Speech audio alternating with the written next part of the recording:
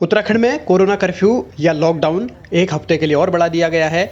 अब सरकार ये कह रही है कि पिछले हफ्ते जिस तरीके से सख्तियां बढ़ाई गई थी, पाबंदियां बढ़ाई गई थी, उनका असर दिखा।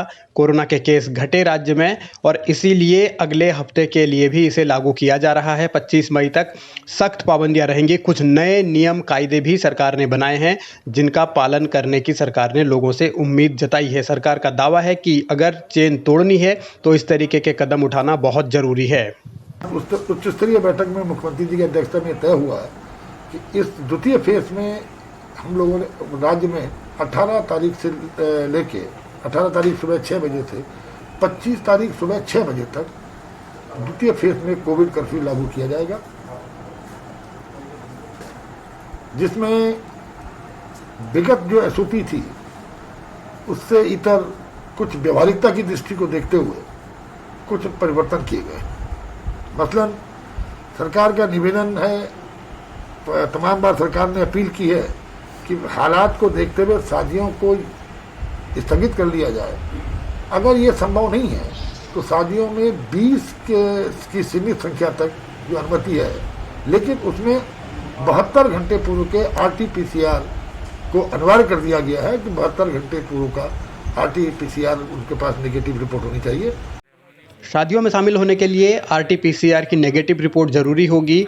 तो अंत्येष्टि के लिए भी, यानी अंतिम संस्कार में जिन लोगों को जाना होगा, उन्हें भी पहले ई-पास लेना होगा। सरकार ने इसके लिए भी इंतजाम करने का दावा किया है। सरकार के मुताबिक कुछ शिकायतें मिल रही थी, इसीलिए इस तरीके का कदम उठाना पड़ रहा है। एक शिकायत कई जनता से मिली थी कि जब अंत्येष्टि में लोग जाते हैं तो जाते हुए तो परेशानी नहीं होती, पर आते हुए क्योंकि उनके पास समय कोई प्रमाण नहीं होता कि वो अंत्येष्टि से आ रहे हैं, तो उनको कहीं ना कहीं परेशानी का सामना करना पड़ता है। उसको व्यवहारिकता की दृष्टि से तय किया गया कि अंत्येष्टि में जो अनुमन्य 20 लोगों की जो प्रेजेंस दी गई है, उन 20 के 20 लोगों को ई-पास निर्गत किया जाएगा ताकि उनको किस व्यवहारिकता की दृष्टि से कोई परेशानी न हो।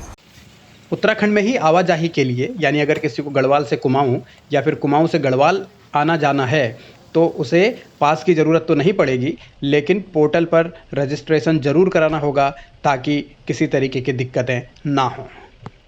हमारे लोग उत्तर प्रदेश की सीमाओं से उत्तराखंड के अंदर जिनका आना जाना है, उत्तराखंड के रहने वाले, उनको पास की आवश्यकता तो नहीं होगी। मसलन जैसे कोई नैनीताल से उत्तर प्रदेश के बॉर्डर को क्रॉस करके देहरादून आ रहा हो, हरिद्वार जा रहा हो, टिहरी चमोली उत्तरकाशी जा रहा हो, या कोई टिहरी चमोली उत्तरकाशी देहरादून हरिद्वार से अगर वो कुमाऊं क्षेत्र में जा रहा हो जहाँ पे उत्तर प्रदेश की सीमाओं को क्रॉस करना पड़ता है, वहाँ के लिए आवश्यक उनको पास की आवश्यकता नहीं होगी, लेकिन उन्हें पोर्टल पे पंजीकरण कराना अनिवार्य कर दिया गया है। आवाजाही के नियम सरकार ने सख्त किए हैं। सरकार की ओर से यह दावा किया जा रहा है कि अगर लोगों ने सहयोग किया, जिस तरीके से पाबंदियां लगाई गई हैं, जो नियम बनाए गए हैं, अगर उनका पालन होता रहा तो जाहिर है कोरोना के खिलाफ जो जंग चल रही है उसमें कामयाबी भी मिलेगी। इसीलिए दुकानों के खुलने और बंद होने का टाइम भी बदला गया है। साथ ही राशन की दुकानें भी अब सिर्फ एक ही दिन इस हफ्ते खोली जाएंगी। जो दुकानें खुलती हैं, सब जो आवश्यक चीज़ों की, मसलन सरकारी राशन की दुकान, सब्जियों की सब्जी, दूध और मांस मछली, इसके साथ साथ बेकरी निर्माता जो मैन्युफैक्चरिंग है, बेकरी मैन्युफैक्चरिंग, उनको भी प्रतिदिन 7 बजे से 10 बजे तक अलाउ किया गया है।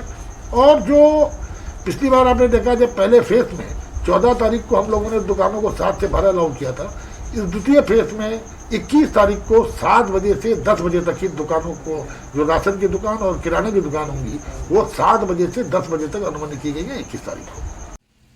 कोविड कर्फ्यू या फिर लॉकडाउन को लेकर सरकार बार बार नियम बना रही है, बदल रही है, कुछ पाबंदियां लगा रही है, कुछ पाबंदियों को कम भी किया जा रहा है। लेकिन फिलहाल फोकस इसी बात पर है कि किसी तरीके से जो महामारी है उसको रोका जा सके, उसमें जो लोग हैं उनको वहां से बाहर निकाला जा सके।